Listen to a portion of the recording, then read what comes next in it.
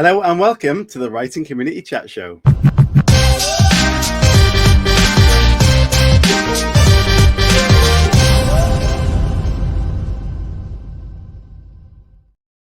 Hey everybody and welcome to Friday night. The Writing Community Chat Show is here and we hope you've had a fantastic week. Thank you for those tuning in. If you're watching this back or listening back, thank you for doing that. Please get stuck into the comments if you're watching live. That's what it's there for. Engage with each other, the community, and ask your questions to our guest, which is going to be very exciting to get our guest back on tonight and chat about what's just been released. Chris, how are you doing? Yeah, good. I mean, it's been a crazy day. Obviously, we've done one massive interview, which you can't say who it is, but it's being released on the 11th of September. So keep your eyes and ears peeled for that because, yeah, guest fright. Who knew that was a thing? Say again, guess what? Guest fright. Oh, guest fright. Yes, I had sweaty hands. I'm not going to lie. Yeah, it's been a busy. This is the fourth show that we've conducted this week, and it's amazing to do that. Even though we're busy people, but we've got them in there, and we've got some great interviews that are there. They're posting around, so keep an eye out and subscribe for more. Definitely do that. Anya's in the chat. Hello to you. Hope you've had a good week. Yes, and as we mentioned before, Chris has had a little injury playing football because he's getting old and he shouldn't be. And yes, it's been eventful. How are you feeling now? Yeah, I'm still nervous, to be honest, because these are two really big guests. Like, when you knock it out of the park and you get like bestsellers and legends. I can't say too much without giving it away, but I was really nervous before, and I'm equally as nervous now. So. Well, you shouldn't be, because tonight's guest is wonderful. We've had her on before, and she's amazing to talk to and a great person. So, yeah, we'll get stuck into that interview very shortly. Yes, writing-wise, again, so busy with the shows. The new project is not working very quickly at the moment. What about yourself? Have you been writing? I've done a couple of poems this week, and that's all I can say on the writing front. Yeah, I've been looking at serialized novels. On Substack. Yeah, I quite like the idea of that. And I said, whichever one gets the most engagement is the one that I'll invest my time and efforts into. So yeah, I'm toying with the idea of doing that, but no one wants to hear what I'm doing. Yeah, Substack is quite an amazing platform that we've been getting into, and we were talking about on the after show the other week how people are using it to drip feed their chapters in the work in progress almost. Getting that early access out there for people. So I think that's a really intriguing concept, and it's obviously working well for people. So yeah, like to see how that develops moving forward, and if a lot more authors do take that up. Do you have any little recaps, Chris, of tonight's guest? I do, but I need to wait till the guest is on because I want to ask her a question based on that clip. So with that in mind, let me introduce tonight's guest. And everybody, like I said, please use the chat to get some comments in there about the conversation and to leave questions. So tonight we are joined by one of the UK's most celebrated and successful novelists. Incredibly, she has published 25 novels in 25 years, selling over 5 million copies and being translated into 31 languages. Her Sunday Times #1 bestsellers, Lies, Lies, Lies, and Just My Luck, were shortlisted for the British Book Awards. The Image of You has just been released as a major motion movie, and she has several other titles optioned and in development. She's earned countless honours, including an MBE for services to literature, and has written for major newspapers and magazines. Yesterday saw the release of a 25th novel, Our Beautiful Mess, other side, a tense, emotional, and utterly gripping family drama. The book revisits Connie, the heroine of Adele's very first book, Playing Away, exploring secrets, motherhood, and fierce love. She's also an ambassador for the National Literacy Trust and the Reading Agency, championing literacy across the UK. Please give a huge welcome to the brilliant, to the unstoppable Adele Parks. Hello, Adele. Hello. Welcome. I'm just embarrassed now that I've done that because that will be the screen grab that everybody's got. And I don't know if you noticed, there was an applause in there very quietly when you came in. There was. Yeah. I'll play it again. Can you hear it? Yeah, you can. Quite loud. It's not quietly. It's amazing. Oh, okay. Because last time you said you cheered yourself, which was amazing because we didn't have an applause. So yes, there you go. Bless you. I just cheer after those introductions because I think, oh God, you put loads of research into it. So I'm like cheering you, really. Well done for getting the research right. How are you doing, Adele? Yeah, really good. As you say, a book came out yesterday. So it's all been a bit of a whirlwind. Normally I bring a book, not normally, but for the last few years, I've brought books out in early July. So this is a bit different, bring out at the end of August, but I asked for it on purpose to give myself a bit more of a summer. What I didn't understand is that is not what happens. All that happens is you sort of pull out the length of the run up. And so now that it's finally out, I'm like, phew, it's out. Yes. We're off. Yeah. Well, with that in mind, last time I interviewed you, it was the day after a book release. And this is what I asked you. So I'm going to ask you a similar question straight after it. Please welcome Adele Parks. Yay! I'm just Hello. here because, like, you know, normally you'd hear something. So I'm just G'ing it along. We must get some sound effects in for the next announcement. That'd be hilarious. Welcome to the show, and I'm very happy that you're here, and we're very grateful. How is Adele Parks? Is there a hangover today? There is a bit. Let's be honest. Yeah. Yeah, so, that's me. I love the fact you did actually get the sound effect in. So there's my question. Based on the fact the last time you came on the show, it was the day after a book release. Both of you came out, and Our Beautiful Mess came out yesterday. So, again, is there a hangover today? No, and you can have an exclusive. You can have an exclusive. The reason is that there isn't a hangover is I've given up drink. Wow. I know. Amazing. I know. It's obviously holding me back socially because, you know, look at me, I'm so shy and retiring. What can you do? Yeah, so I'm not drinking anymore. So, yeah, that's so interesting because I was listening to it and thinking, oh yeah, hangovers, they used to be really miserable and now I don't have them and I sleep a bit better. But yeah, so interesting, but no. Yesterday was celebrated with, are you allowed to say brands? So there's this non-alcoholic thing, or de-alcoholized. Who knew that even is a thing? So they make alcohol and they go through all the process and all the palaver, and then they take the alcohol out, which just seems a crying shame. But it makes it taste closer to real alcohol and it makes it smell like alcohol. And I drink one called Naughty, but like naught as in the number. And that's what I celebrated with yesterday, my Naughty. So I am alcohol hangover free. Yes, and we got a healthier Adele on this show now. So yeah, and I don't think I've ever told, like, I don't think that's come out in an interview yet. So you have an exclusive. Yeah, well, thank you for that. So yeah, how has the launch been? Celebrations or? Yeah. Actually sit back and take it in?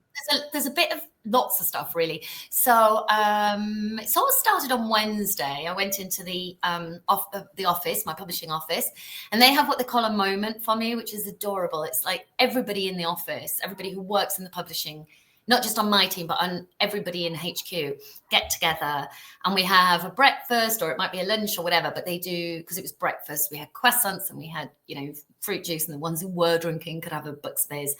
And we have a little speech and some balloons and all that. And that was lovely. You can see that all on my social media. And then I rushed off to an independent bookseller called Goldsborough and signed 550 books. Wow. Again, you can see that on my socials, which was really funny because halfway through I went, you know, this would have been really good as a time lapse. So we started the time lapse halfway through. It's also still quite long. Yeah. So I did that. Then came home Wednesday night, had an event. Thursday, I did a lunch. So I went out with my husband, had lunch, just really pleasant, really nice. Came home. Oh, no, first I was on TV. Missed it. Got up at 4:30 because I was on breakfast TV. Good Morning Britain. Really ridiculous debate. Don't quote me. Just told the world. But in a way, I think it's ridiculous because I think there's a clear winner. I'll put it to you, lads, and you can tell me what you think. Should people marry for love or money? Love. Obviously, which is why I think it is a ridiculous debate. So I went on and sort of, there was a lawyer and she was all like, oh, it's all about your assets. And I was like, oh, my main asset is my heart. You can't buy my time, you know, all that. So that was good. So I'd got up at 4:30 in the morning, done that. Then I had my lunch with Jim, and then I came home. And I have to say, I was really spoiled. Flowers were arriving, presents were arriving, lots of messages. It was adorable. Today, I went up to Manchester to do a recording, radio recording. Next week, I am going to be in Swindon at an event. I'm going to be in Wales for an event. I'm going to be up in Liverpool for an event. And then I'm going to Canada. Yes. Oh. Other than that, it's really straightforward. Yeah. There's a lot going on. I'm really interested to know how long it would take to sign that many books. 550 books. It didn't take me that long. I have got the world's quickest signature. I could demo it for you right now if you want. But I literally only do my first name. And there's a story behind that. So way back when, and 25 years ago, as we've now established, 25 books, 25 years, I went out. And in those days, they would send you with a sales rep to the shops to sort of sign books and things. And I signed a book, and this sales rep like leaned over my signature and went, Adele, is that your check signature? Because in those days, people still sign checks. And I was like, yeah, it kind of is. And he went, yeah, that's not going to work. If for the rest of your life you're signing these books, you can't sign it with your check signature. Wow. And he said to me, haven't you been practicing your signature? What kind of a-hole would you have to be to sit around and practice your signature? So I was like, no. And he went, right, well, you need to sign that. So I just scribbled this ridiculous Adele and lost confidence and just stopped and went, oh, that's it. Now, that was way before the Adele came out. And I was like, oh, that's really confusing, because now I have to go around going, yeah, I know I've only said Adele, but I was the other Adele. Yeah. But anyway, so quite quick. It took me about 2 hours. Yeah, you've got the OG Adele now. You just put that in. Well, yeah, the OG, but I think probably the other one a bit bigger, just saying. Yeah, not in the writing world. Thank you. Let's stick Yes. it out. Oh, songwriting, she's a Well, genius. yeah. We prefer you, so. Thank you. Yeah. I'll take it. Marvelous. My best day. Brilliant. Yeah, so 25 years, 25 bestsellers. The question clearly has to be, was that ever an expectation in your mind, or even a dream, that 25 bestsellers would happen? Honestly, no. I mean, I think most writers, we all just write the next book, don't we? You just write a book, fingers crossed, you do that book, then you get another idea, you write another book. What happened is I'd written a book while I was still working, and then that got published. But as everybody knows, or many people know, it takes it takes a year in traditional publishing to get a book from the day the author hands it in to getting it on the shelves. So in that year, I wrote my second book, and then they were ready with that. So they were like, oh, have you got a third? I was like, yeah, I have. And they said, my publisher, my editor at the time, she said, oh, Adele, your aim should be to become that person that everybody waits for on their holidays. And that's that they take that book on their holidays. And I just thought, right, well, I have zero strategy in life, so I'll take that strategy. That will suit me. So I just did it. And I love what I do. I am so lucky. To be paid to do what I want to do. So for me, it's not, people say, is it stress? Is it pressure? I'm like, no, it's a joy. I'm lucky. Obviously, there are stressful times. Obviously, there are pressurized times. Obviously, there are times when I lose confidence. But on the whole, I can write a book a year, and I am so lucky that somebody out there, actually millions of lovely people out there who buy my books, are allowing that to happen. So I was going to ask that. Do you still get nervous after, releasing, say, this book? Well, it's a bit different. So my nerves come at a different point. My nerves usually come 2/3 of the way into writing the book. And Okay. 2/3 of the way into writing the book, there will be, and you can almost time it in our household now, there will be a little bit of a meltdown where I am convinced this is the book that I've lost it. All the others were great, but this one's not. And everyone's going to find out. Or if I'm really in a bad mood, all of them were rubbish. And this one is when they're going to go, yeah, they were all rubbish and you're a fraud. And my husband now sort of goes, yeah, you said that last year. He said a few years ago, he said, you said that last year. And I was like, no, I couldn't have done. He went, no, you did. And then the next year I did it again. He went, no, you said that last year. Look, I've marked it in my diary. And he literally marked it in his diary going, Adele has meltdown about her book. And I was like, oh. Wow. And he said, and if you remember rightly, that went on to be a bestseller. I was like, okay. He said, so just go back to your desk and crack on. And that's kind of it. You just have to crack on. And you know, there are many, many occasions when I do lose my confidence. Like at that 2/3 of the way through. I think 2/3 of the way through a book, you sort of feel you're too far to abandon it, but the end doesn't seem to be around the corner. But now, by the time I get to the end, I know I've tightened it. I know I've got the plot. I know I've got my twists. I hope I've developed my characters. So by the time I'm bringing it to the table, i.e. giving it to my publishing house, I'm pretty confident.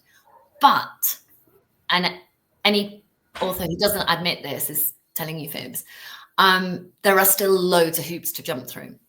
Because there's still, well, when will it be published? What if the day it's published, there is a snowstorm and no one can get out? Or what if it's published, but the distribution breaks down and, or there's big sort of, I don't know, price of petrol goes up. And so there's a big shortage and people don't, all these things have happened to me, honestly. That's why I'm listing them. People don't get the books out of the warehouse quick enough and you miss your slots, or they didn't get the marketing printed for whatever supermarket where you had your biggest promotion that was going to crack you through the charts, and the marketing just didn't turn up. So your books were there, but there was no marketing and nobody knew it was a good price. And all of those things have happened to me. So it's never straightforward. So when the book comes out, there are still things you kind of crossing your fingers, wondering if it can go wrong. But it's not your problem then. That's someone else's. All the author can do is write the book. Yeah. I just got sidetracked by that. I love this one. What if zombie aliens descend and cause malarkey and amok? Amok? Yep. I don't know what amok means. Mockery. I can imagine what it means because of the context. But anyway, Anya, you're completely right. That is the kind of thing I stay up in the middle of the night and worry about. Really annoying as a zombie. It's amazing. The guest that we interviewed earlier, that obviously we can't announce just yet, very successful person. And I referenced Mark Billingham, who came on the show. No, John Niven, I believe.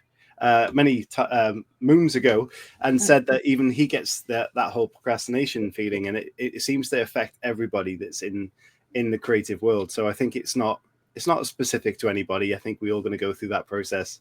Honestly, if you don't, you're not doing your job. Yeah. You should be nervous about what you're writing. You should be challenging yourself. You should be thinking, is this the best stuff I can possibly write? Because if it's not, you have no right to ask people to invest their time in it or their money in it, in my opinion.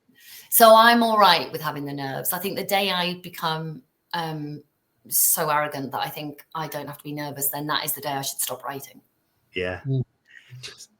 I was going to say, can you take us through the process of, obviously a book comes out and then you've got a year between the next one. What's your day-to-day like in terms of the actual writing process, and how long roughly does it take you to write a book? It roughly takes me about 8 months. So I can do the exact process from now on in because I have just delivered book 26. So I've delivered that book. I normally deliver sort of end of August, September-ish. So I've delivered the book, and then between now and Christmas, I will probably have 3 or maybe 4 ideas that I will play with. And a bit like you were saying, Chris, where you were saying, like, how do you know which one should you invest your time in and put the energy behind? Because it is a lot of time and energy. I will start playing with those ideas and asking, what if, what next? What if, what next? I'll start thinking about my characterizations. Something will drop within a few days. Something will go, that's a novella. That's a short story. That is not a novel. And then something, I might have 2 that stick around. I might have 3, but 2 or 3 ideas stick around. And I start playing with them, and I might start drafting them out. After Christmas is when I have picked and I get down to it. And then kind of Monday to Friday, I write 1 to 2. And also in between now and Christmas, there's loads of events because that's just the way the sort of world works. There's a lot of October festivals, and in November, I tend to do lots of charity events because they tend to be on the run up to Christmas, and there's that kind of thing. And then, so it's all kind of promotion. And at the same time, because I'm often doing long journeys, I can be thinking about the plots. Then between sort of January onwards, I really put the shift in, and I write 1,000 to 2,000 words every single day. And if I never allow myself to write less than 1,000. And if I cut, I still need to go up by 1,000. Wow. Some days I have great days and I write 2,000 words in an hour or maybe 2 hours. And then I stop. It's the minute I notice, oh, I've done 2,000 words, I'm like, right, you're done. I used to push on, but I found my natural rhythm. I might do 2,000 words in 2 hours amazingly well and think, oh, I might as well keep going because I'm having a good day, and then can't write anything else. That is how much I can write. So I stop so I can give myself the chance of going, okay, you've done a day's work now, you're fine.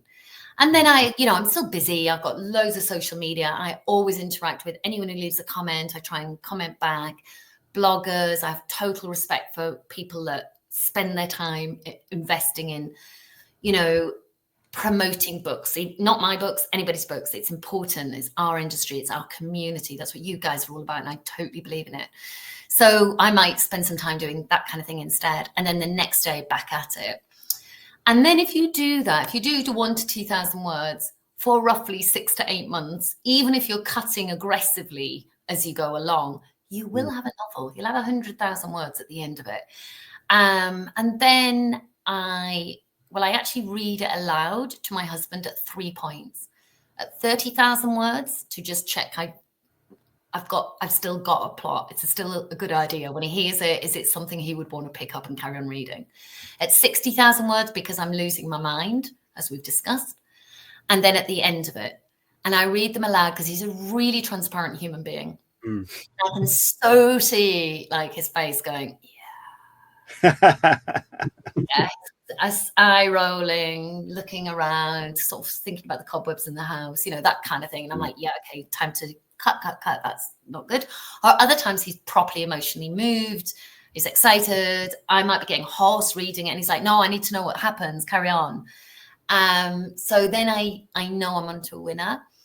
And then when I've read it to him, which usually is sort of like July, August, I'll sit on it for a while before I hand it in, because sometimes, nearly always, I'll think of something that I think it needs added, a little final sprinkle. Then I'll hand it in. Then I'll launch my own launch, whatever's current. And then, the process starts again. I'm back, I'm on the trail. I'm doing the promo of the one that's before, and I wait to see what they come back and say. And then, so that's my process. It's pretty pinned down. 25 years. If I didn't have this pinned down now, you'd be wondering why. So how do you think the industry has changed then, from obviously writing your first novel to where you are now? It's a long time, and technology and everything's improved massively. Everything. So how has that changed for you? There's loads of stuff that's changed. Hundreds of things. Okay. At the beginning, I would do a lot more on the ground research, a lot more, because there wasn't sort of Google Maps to take you around a city or a town. You'd have to go and visit that city and town and walk the streets. Now, I actually think that was significantly more pleasant. And I try and stick to that whenever I can, and only use Google Maps to sort of check back. Is that right? Was there a park? Could my character walk through that? That sort of thing. But on the other hand, the fact that if I want to research, I don't know, when I wrote One Last Secret, I wanted to research ladies of negotiable affection. Let's go with that. So, high-end escorts.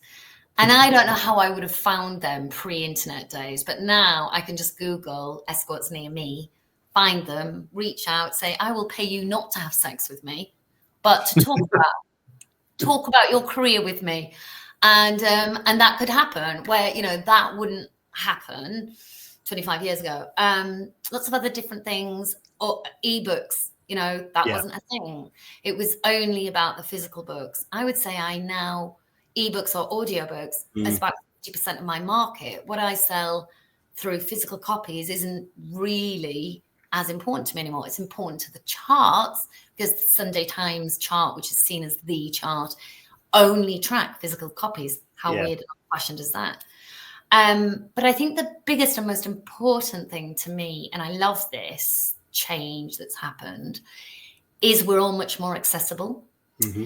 So writers used to be in their little ivory tower, and you'd meet them maybe 3 times a year. They would be sort of rolled out to one festival or another, and they'd do their talk, and then they'd be rolled back to their ivory tower. And it was pretty lonely existence, actually. Luckily for me, when the times were like that, I had a very young child, so you have other social commitments and things. You're busy anyway. But I think now I am in contact with my readers literally every few minutes if I want to be, because I keep talking about it, but I'm on the socials, I've got questions backwards and forwards, people tell me what they've ordered, they send me their pre-order confirmations, they send me pictures of their cat next to my book, they tell me what they think of, page X and their jaw dropping or whatever. And it's just lovely. It's a much more equitable field. It's not so much them and us. There's a shift in what people think is publishing, because publishing very much used to be traditional publishing. And if you self-published, it used to be called vanity publishing. And everyone knows that's nonsense now. There's a lot of self-publishing that's hugely respected. It actually is a huge pool for the traditional publishers to try and find new talent and snatch to their pool. Some go, some don't. So there's all sorts of different things. It's busier. I think it's harder work. I think it's more competitive. Yeah. I think there are many, many, many, many more people published, but they're perhaps given a much shorter window to become successful. So that's a bit of a double-edged sword. You have more chance of getting published, but you have less chance of being supported for any length of time, in my opinion. Yeah. So there's a lot. Was there a time where you contacted a sex worker and interviewed them? Yeah, no, I genuinely did. So for One Last Secret, my character is a sex worker, and I thought, what keeps those women safe? How does their day actually work? How do they get the money? Is it bank transfer? What is it? Is there still a madam, somebody controlling it? What keeps them safe? What keeps them sane? And what keeps their sense of humor? If they have one, they might not. What was the most surprising fact you learned? They're just normal women. The 3 I met. So I met up with 3 women. I don't think anybody really chooses this as a career if you have a lot of options. But I'm not saying nobody would, but just out of the 3 I talked to, you can sort of see how their lives were presented, that it became the option, which was useful research for my book, because I obviously wanted you to stay invested in her as a character. You read a lot of crime books, particularly where the sex worker is dead in a dumpster by page 3. I don't know why I picked page 3. That is such an old reference. But, so I wanted to say, where's her voice? Where is the humanity behind that person? So, but yeah, all my books, so in Our Beautiful Mess, I researched, this was a lot trickier. I researched drug gangs. Yeah, great. Yay me. That is not somewhere I wanted to involve myself. I am terrified of anything like that. I am, that is not me. But there are ways of doing that. You can get drive-throughs with, like I found a way of getting drive-throughs with the police to sort of, and talk to the police so that you can have a clear understanding. We discovered I knew nothing about drugs. I mean, they were killing themselves laughing about how little I knew about how much they should cost. And I was like, would this work in the plot? And they were like, no. I was like, he needs about like £3,000 worth of drugs. Could he carry that? I was thinking that was going to be like a small package. I don't know, bag of coins. And they were like, no, Parksy, you have no idea. That would be this enormous sackload, drugs cheap. And I was like, that's a terrible thing. So, there are ways of it. But for me, the old-fashioned way of talking to people who do the job, or better yet, shadowing people that do the job is the way to do it. I think a lot of people won't even go to that extent when they're trying to research. They'll stick to the internet. So do you think it's much more beneficial to actually go and do that more in-person physical research? I think it is for me, because I really then pick up on things like what's not being said. looks between people, what things smell like. You know, what does the inside of a police car smell like? I think it smells of fear. I think it smells of male sweat, because honestly, people are terrified if they're in the back of a car, or their adrenaline, or whatever it is, in the back of a police car.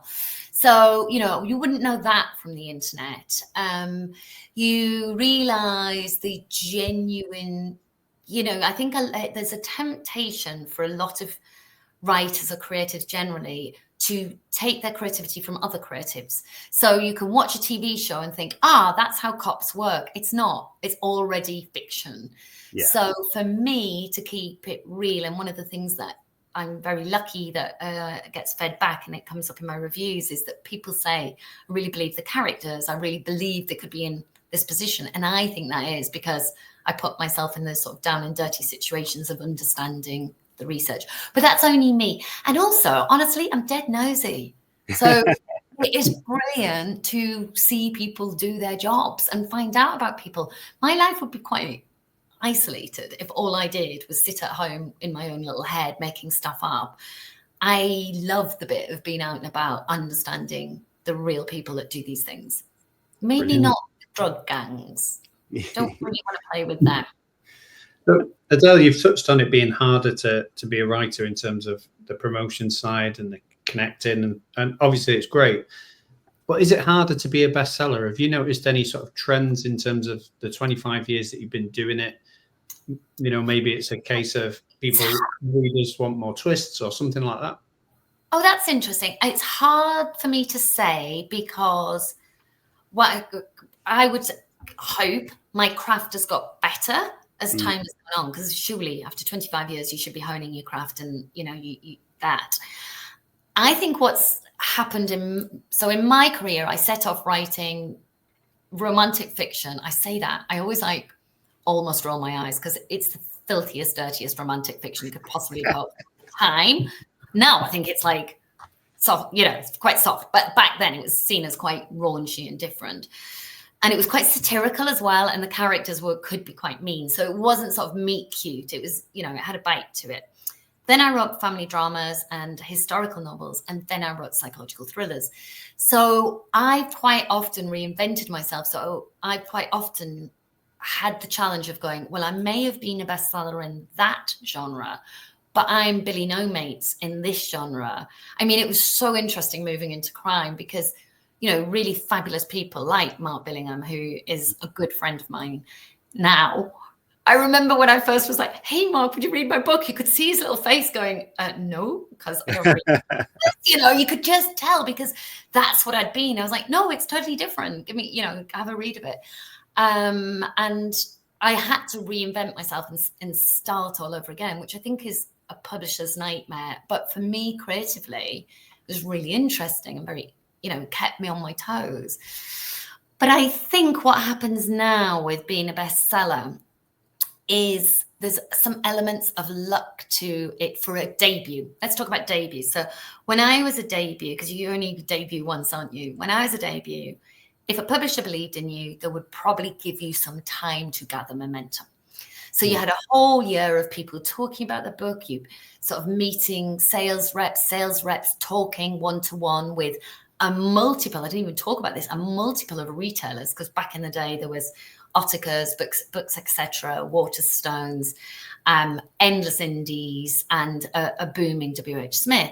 So they one-to-one would sell you in way in advance of you coming out. And then you'd come out and people might go, oh, I like this book. I'm going to put her in my window. And I do remember once walking in Piccadilly Circus in London, which is prime retail place. There was books, etc. And I looked and there was this massive, like, I'm going to go with 4-meter window of my book. There's just deck chair after deck chair with my book all over it. And I went in, I was like, oh my gosh, it's my book and I'm amazed and thank you. And my publisher never told me. And they went, oh, your publishers don't know. We did the window just because like so-and-so read it, one of the girls, one of the retailers, and she loved it. And she does our windows. So that's what she wanted to do. Amazing, because now that would cost a fortune. That would have been monetized. Somebody would have to pay for that window. The books that are in the front of windows, front of stores, on the tables, those are all promotions that are paid for. Wow. And that makes it tougher That makes it a lot tougher, because if you're not putting those, the discoverability is so much lower. It's not so much about word of mouth. Then you might have the sort of opposite. You might be discovered on something like TikTok. Now, I don't know how this works, chaps, because I do not have TikTok and I've never been on TikTok. Somebody said to me today, you can look at it without being on it. And I was like, can you? How? Dark arts, I have no clue. But if you got some kind of TikTok influencer who just discovered your book, off you go. Well, I don't know if you've ever had Lisa Jewell on your show, but Lisa would tell you a story that one of her books had been published for 2 years in America and then got picked up by a Hollywood housewife, and she was holding the book and went, "Oh, this is great. This is the first book I've ever read." I am misquoting. Do not direct. She was pointing to a book going, "This is great," and for whatever reason.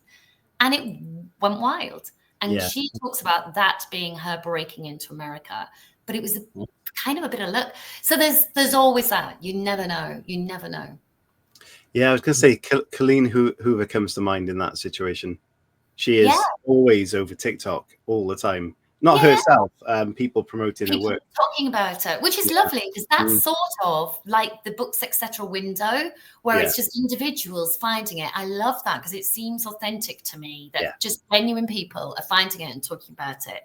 But there are favorites in the industry that are constantly re-promoted. You go into a shop and you go, I've been in the shop 5 months in a row and that same book is on the shelf. Give me something new. I bought that book. I've read that book. Give me something new. But the retailers just go, this sells. So we keep, and it's a virtuous circle if it is that person. But how frustrating if you're somebody who is not on that shelf. Yeah. And there's a handful of people that get that, and they become the mega sellers. They sort of off the scale, But as long as people are reading, folks. Absolutely. All right. What we're going to have to do is play a little advert that, and then when we come back from that advert, we're going to talk all about our beautiful mess. Yay! Yes. This advert is for the Kindle Storyteller Award, which ends on Sunday, people. So if you're interested, it's a very simple process to enter, and it's a big reward, £20,000 prize. So you definitely need to get involved if you're thinking about it now, before it's too late. But here's the advert, and we'll see you very soon.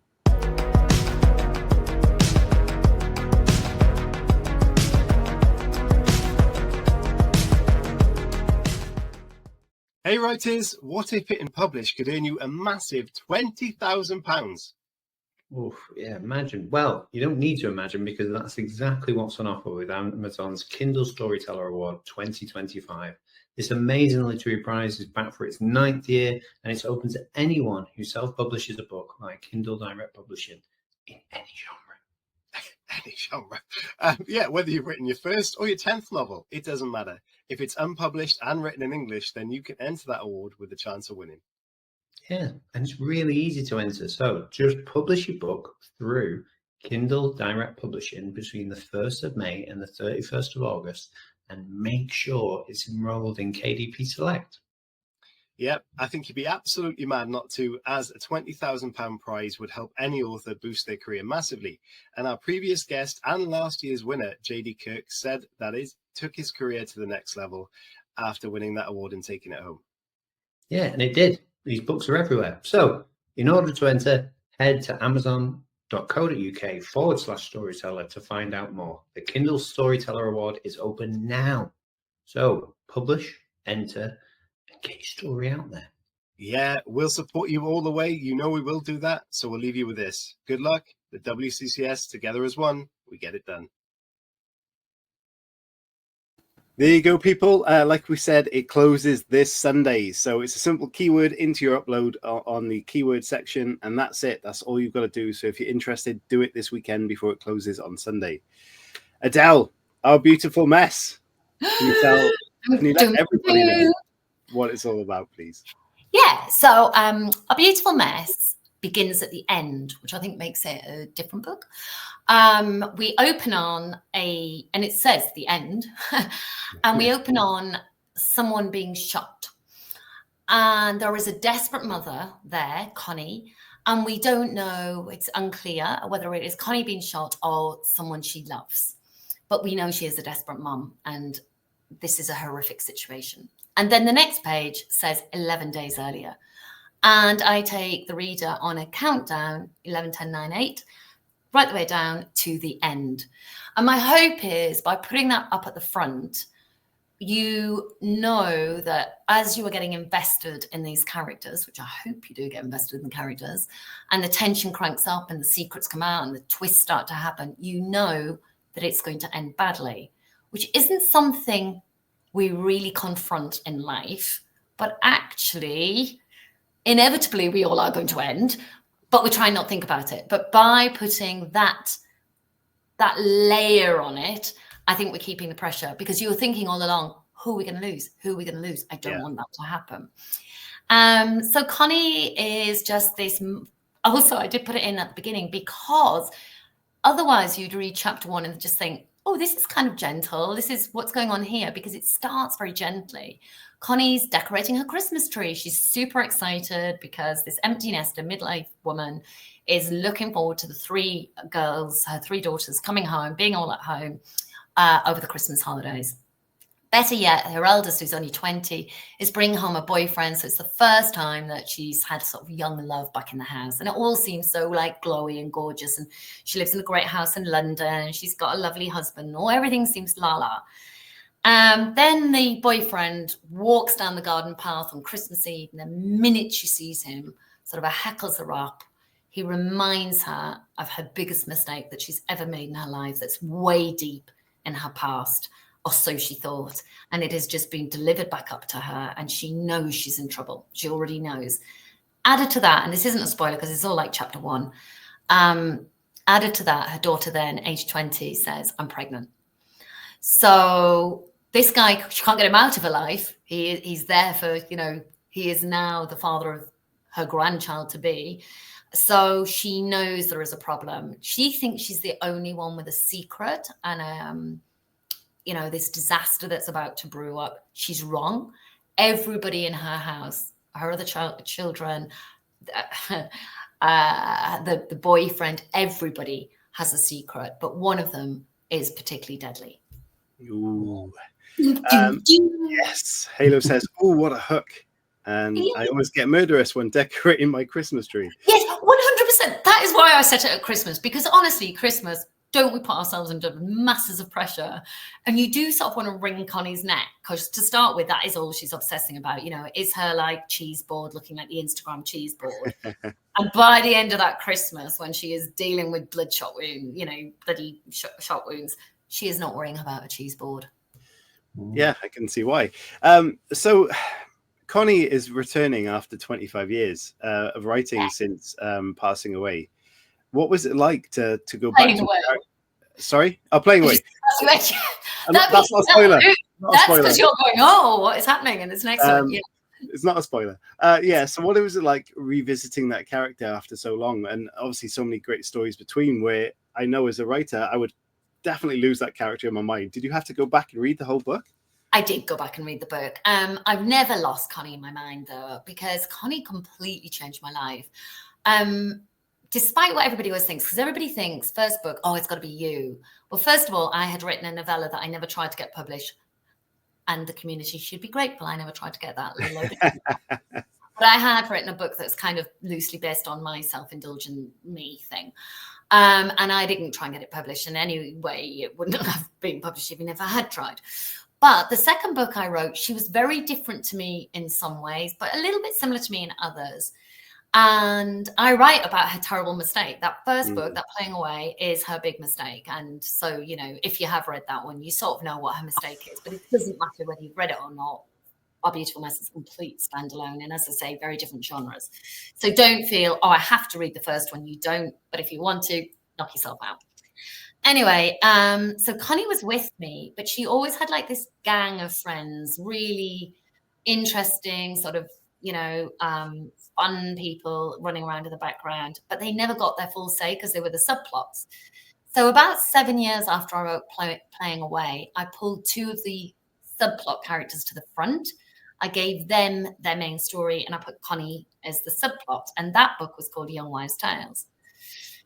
Another 8 years after that, I wrote Lies, Lies, Lies, which was full-on psychological thriller. Quite, well, not, I was going to say quite deep and dark, really deep and dark. You know, there's like a stalker, we're in prison, there's alcoholism, infertility. There's a lot going on in that book. And again, I wrote it from the viewpoint of one of her friends that was subplot, and Connie is part of that too. So she's been knocking around because to me, she made me who I am. If people hadn't loved her in the first place, loved to loathe her, actually, there's a bit of that. She's quite divisive. She's messy. She's set my tone right from the beginning that I often have these heroines or heroes, because I write from male or female point of view all the way through, sometimes both, multiple viewpoints, blah, blah. But they're always faulty because humans are. The only thing we have in common is we may have great expectations of ourselves and we may try very, very hard, but we will mess up. We cannot help ourselves. That is what being human is. And that's what I try and capture. So I did go back and reread all those books, largely because I needed to get my facts right. You know, when did they have offspring? When did they re-meet each other? Who was still living in what house and all that? So I needed the facts. But this book, in terms of character for Connie, was no problem at all. She just wrote herself.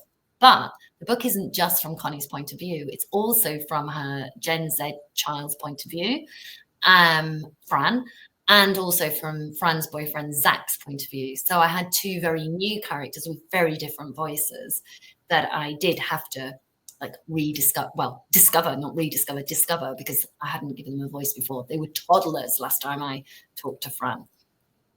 Amazing. Love that. So the book balances thriller and tension and family drama. So how do you write, weaving all that together without kind of leaning too heavily on one side? Yeah, it's so interesting because I don't set out saying, oh, this is the genre I'm going to write in. I set out going, this is the story I'm going to tell. And then usually at the end of it, somebody else will give it a label. So I wrote this, and one of my early readers was Lucy Clark, and she went, oh my God, you know, it is still got all the psychological thriller elements, but it's so much more heart to it. It's very much got like this emotional spin. It's kind of a family drama too. And I thought, well, I'll have that. You know, it just seemed like a really perceptive way of talking about it. And I think you almost need somebody else with fresh eyes looking at it and telling you what it is. I do, rather than me setting out saying, oh, I'm definitely going to write a procedural crime, or I'm definitely going to write a psychological thriller. I think they sort of I find the story and then the story finds its genre. So the balance more comes from not to just as writing, not to go too schmaltzy, not to go too heavy on anything. Because I love a bit of emotion. I'm literally wear my heart on my sleeve type of person. I just am. So I have to be careful that touch is quite light. And so usually my last chapter, I really strip back and make that. I think that's a really conscious effort I do. I don't let there be too much bang. Like I've given you the twist. That was your bang. The twist is the bang. The jaw-dropping moment is the bang. I don't want to ring it out. And I then usually skip some time and go, and then this is how they got on. This is how they moved on. Because I find I don't want to embarrass my reader. I know that sounds weird, but we've all read those books where we're going, okay, wrap it up now. All right. Do you know what I mean? Where it's just too much. And I don't want that. Yeah. Amazing. No, it's good. I like the fact, obviously, you not leaving the reader with so many open-ended questions. I hate that with a book when you get the twist. You're like, no, how did it end? I want to know. You do need to give some context to wrap up. And one time I tried not to wrap it up. I got such feedback. I'm going with feedback that I had to write a sequel. So, you know, lesson learned. Yeah, I guess my question from that then is obviously loads of people have been talking about how great the hook is for this book. But from a writer's point of view, how do you know when you've got a really good hook? It's interesting. I think on mine, I tend to have one hook, one kind of concept of, oh, this book is going to be about. And I can't tell you what this one is about because it's such a spoiler, but there's a really obvious thing that I could say it's about sort of heritage and parenting and why we are the parents we are, or why we're the children we are. That's all I can kind of say without giving too much away. So I kind of thought, well, there's my theme. But I like a number of twists. I just do. I think readers are really intelligent. You know, nowadays we're so we consume so much media, whether that's TV or podcasts or, you know, reading, whatever it might be. We consume so much that we kind of second guess all the time. I know what's coming. I think I can guess. Da, da, da. And I want my readers to guess some of it, because I think then we're in the club, you know, we're together and we're having a bit of fun. But I want to kind of surprise them with something. And that is a bit of hard work, actually. That is, you know, it's meant to be hard work. That is my job. But sometimes I think, no, that's really obvious. I can see that coming a mile off. That cannot be the answer. So you have to rethink how it could be resolved. And usually I have, when you think you've got the final twist, there's something else coming. Does that, obviously you've got like the sort of breadcrumb idea, because you want people to figure some of them out, but you don't want them to figure them all out. But again, when I've read books where the twist has been too left field, I've been like, oh, that doesn't really make sense. Like, yeah, how did you don't trust it? And it's so frustrating, isn't it? It's like, oh, I found a trust fund under my bed, and so now I'm not poor. It's like, no, you would know you have a trust fund. Don't talk bollocks. So, that is my view on crummy, fast endings. It seems like, oh, they're up against a deadline and they just whisk that out. So, no, I would hope that you'd get to the end of mine and go, okay, I didn't see it coming, but now it's there. No other answer could have been the answer. That has to be the answer. And actually, if you then go back and read my book, you'll go, oh, she did tell me that was going to happen. Because quite often in my books, I will tell you what's going to happen. But in a way, like a character will say it and it'll just be like, there you are, just told you. You watch for it. and it's a bit of fun, and some people get to see it and they go, oh my gosh, she said, maybe I am telling you a lie, or, you know, whatever it might be. Or he says, you know, I literally can't go through with this. And then he doesn't, or whatever it might be. But yeah, when you go back and read it, you go, I was sat there all the time. Nice. Fantastic. Yeah. All right, guys, we've got 8 minutes left, so we're not that much time to finish up. So if you've got questions, please do send them in now. I just want to ask you about the Image of You. Obviously came out as a movie recently. Yes. How did that feel? How was that process for you? Oh my gosh. Well, the process was amazing. We need a whole other session on that, because I was an exec producer on it. So that means in some people's worlds, you do nothing, throw out some money. I didn't throw out any money. I threw out my time for 3 years. So for quite a few years, I was working with the scriptwriter. We were pitching. We were talking to directors. We were talking to cast. Stoppy-starty. I wanted it to happen. I thought it was going to happen. It wasn't happening. Then I got a call going, right, we've got a green light, and we're shooting it next month, because it was pre the strike, all the writers' strike, and then the actors' strike, and they suddenly said, we need to shoot it quickly. And then suddenly I was flying out to America, and I'm on set, and I'm in this entirely different world that I hadn't really had a chance to really think that part of it through. And I didn't really understand how that all worked, if I'm honest. So there was a lot of sort of standing there, giving my 2 penneth, being told that wasn't really my place to give the 2 penneth. Occasionally then not giving my 2 penneth and being told that's when you should have chipped in. So there's a lot to learn. But I loved it, and great relationship with the actors. Just really found that so interesting, watching other people take my characters that have come out of my crazy little head and go with them and find their feet with them. And afterwards, it was Sasha Peters, who was in Pretty Little Liars. She was my lead, and she had to play twins, identical twins, and she was amazing. And afterwards she said, am I how you imagined? And I said, I don't know, Sasha, I cannot imagine anything other than you anymore. Yeah. If I picked up that book now, I would see Sasha say the lines. You know, it's just, it became hers. So that's quite interesting. It's like selling your house, and if they redecorate, great, because you sold your house. But in my case, and in my case, she redecorated, and I went, oh, that was nice. I wish I'd thought of green drain on curtains. Do you know what I mean? Like however she decorated, I really bought into. So yeah, it was a fantastic experience. So with that in mind, if Our Beautiful Mess became, another movie, for example, have you got a casting you would ever think of for Connie? Ooh, I don't know about Connie. I know Lucy. I would love Nicole Kidman to be Lucy. Yeah. Because like Lucy, who has popped up in other books before, she is so cool. And that sort of iceberg beauty. She's everything. She's the, Connie's a bit more.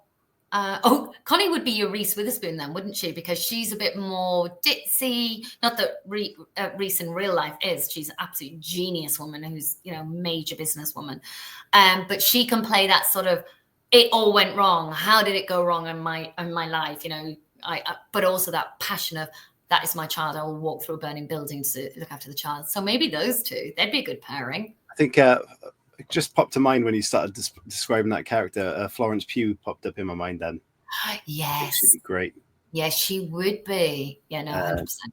Yeah, and if that does happen, then please get me on set.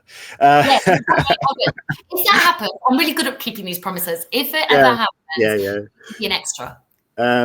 Amazing. Okay, so a couple of questions here. Stable questions first, Chris, but we have asked these before. We might have get the community questions in there because there's a few in there that are good. If you had to have a dinner with a reverse mermaid or a reverse centaur, which would you choose? What would be on the dinner menu or drink menu? So a reverse mermaid. So I'm assuming that means I'm like visualizing them now, or a fish head. Neither of them are good, are they? No. I would go reverse centaur. I think. So what would that be? Reverse mermaid, right? A really huge fish tail. That's going to be smelly. That's going to be really smelly, and that might put me off my food. I don't eat meat, but I do eat fish. So I think facing a reverse mermaid and having dinner would actually be it'd be like cannibalism. So I can't do that. So I'm going with the reverse centaur, but we would eat fish. But is that that's a bull's head, right, with a man's legs? Yeah, that'd be all right. Bulls are all right, aren't they? They're quite handsome. You know what I mean? I guess. They're not weird to look at. Good answer. Yeah. Chris says, thank you for that, Anya. Chris says, and thank you for this. How do you come up with the titles for your books? Sometimes I know them right from the beginning, and I'm just like, bang, I'm in there. Like Our Beautiful Mess there's a small chain of restaurants called Sticks and Sushi, and they have a salad called Beautiful Mess. And I was eating the salad and thought, that is a brilliant title for the book I'm currently writing. So that came from a salad, so that's weird. But other times, like the book I've just handed in, is called The Book with No Name. Oh, wow. Yeah, it's not really called that, although now I'm thinking that's quite a good name.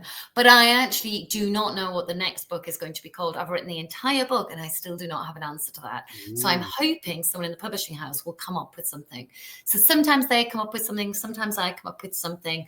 We always have to agree. The title is the one, like in publishing, traditional publishing, in the end, every single word on the page can come down to me. I can say yes or no to any edits. I can, it's mine. But the title is theirs, interestingly. So I can't say this is absolutely the title I want if they don't want it, because it's actually part of the marketing. It's part of the package. Wow. So, yeah, you've got to get buy-in from both sides. And quite often it comes from sales. They look at it and think, is that the kind of thing that might attract a reader? Sales, marketing, they might have a view. That's amazing. I didn't know that. And I know, I saw all the secrets. I do not have a filter for what should be or shouldn't be told. He said, I'm currently halfway through First Wives Shadow, and he loves it. Thank you. Thank you. Brilliant. Chris, do you have a question there? I could see you were penning something. Yeah, no, I was just conscious of time. But my question was, obviously, you talked about your nearly ideas when you're going through that Christmas period of going, oh, could do this. So I suppose the question is, what's your best nearly idea that you didn't do? And do you have a best nearly character that you didn't do? They still sort of hang around. You see, it's quite interesting. So I have got an idea and I keep thinking it's a good idea. And I sort of think it is a good idea. And I think it might be book 27, but I haven't worked out how it ends. And it's yet. That's my point. Yet. And And it seemed, I want it to end positively because, yay, little me, little Miss Sunshine. I kind of, whatever I put people through, generally my arc is ending somewhere relatively positive. We learn something, the people you want to get through or whatever. And I haven't worked out how to do that with this particular book yet. But once I do, then that one runs. And it's about I can't tell you in case it happens. Don't tell us, but that you've got that book that pretends. It's done that. I do have a book that I started writing and then abandoned, which was a book about a father. No, again, I'm not going to tell you in case I might come back to it, and then I'll be on your show promoting it. Don't do it. Yeah, all right. Keep it secret. But yeah, it's an interesting concept because a lot of authors say, "Oh, I had an idea for this, and then I didn't write it for 10 years, and then realized how to do it and did it." Yeah. So, yeah, then it's they interesting. Just stay there, playing in the back of your mind somewhere, and then suddenly one day they just go, it's that. Yes. Yeah. Well, Adele, we've passed our hour. We're up with time. I know. My takeout from this is, I used to have a better filter, I hope to God, on my screen because I have aged horribly the last few years. That is my only takeout from this entire lovely interview. We all do. We all age and we all look. No, you two haven't changed. That's not fair. I'm just thinking maybe that before I just had a really good filter. I looked at it, I thought I'd never look that good. I did. I was like, my skin is so smooth. What's going on with that one? Brilliant. Okay, before we do wrap it up, our beautiful mess dropped yesterday. Where can people go? Rush to the shops and buy it. Where can they get it from? They can get it from anywhere, but at the moment, and I am just going to say, am I allowed to just say it? Like, yeah. Okay, it's literally, I'm going to show you this because this is beautiful. There is a collector's edition, which is the first edition, which has this beautiful, it's currently half price on Amazon, that collector's edition. I'd rush there, but it is also in all the supermarkets, which is really good. It is in Waterstones, which obviously is important. It is in the indies, or if not, you can ask for it and they will get you it in. It is everywhere. But if you're money conscious, and God, aren't we all, then at the moment, get yourself to Amazon where it's half price and get yourself that first edition. I know how many X amount of thousand were that first run. So if you move quickly, there are still some. And people can catch you on tour, right? And that's on your website as well? Yes. Go onto my website, adeleparks.com, or follow me on my Instagram. And yes, and I am on tour. And I've got those few that I said next week. And then I come back from Canada and I've got many going into the autumn. Lots of different festivals, lots of things going on. The busy time. But I mean, all I can say is to have you back on the show is absolutely brilliant. You're a fantastic character. You've got an incredible career and you're doing amazingly well. And book 26 is on the way. Book 27, you're talking about, you're unstoppable. So keep it up. Well, I only do it so you keep inviting me back, obviously. That's my main motivation for producing books. So I hope to see you again. Yes, absolutely. Anytime. And if you do pop down to Cardiff, I will try and come and see you. I am. I'm in Cardiff it's November. Yeah. So I will we'll meet up. And if any of you are around in Cardiff in November, come and see her as well. And we'll say hello. But everybody, thank you so much for tuning in. Thank you for the lovely comments about the show. Halo says amazing. Anya says, I love the show. It's great to have you tuning in. Go pick the book up if you can. Please do look at the Kindle Storyteller Award if that is of interest. Like I said, it ends Sunday, so it's a big opportunity for little work that you haven't already done. But also have a great weekend. Anything from you, Chris? No, just again, reiterating the fact that Adele is always a brilliant guest when she comes on the show. So please just go out, pick up a book and enjoy it. Yeah. Thank you. Well, I love being on the show, so thank you for the time. Amazing. Thank you, Adele. Bye, everybody.